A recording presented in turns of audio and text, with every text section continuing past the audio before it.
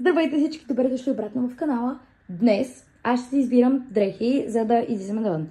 Това е влог номер 3 за днешния ден.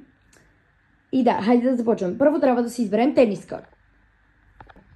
Това е тениската, на която се спрях. Сега е време за панталони. Нямам си никаква представа къде ще ходим, затова избрах тези панталони. Само знам, че ще ходим в парка и в един ресторант.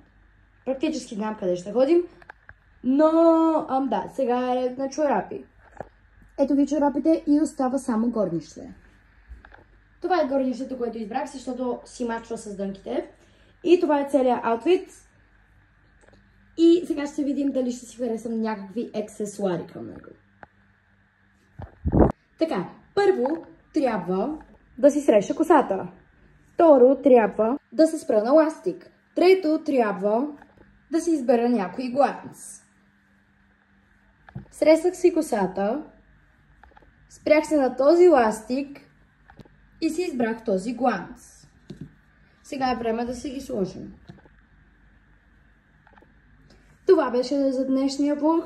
Надявам се да ви е харесал. Довиждане до следващия път. Абонирайте се за канала.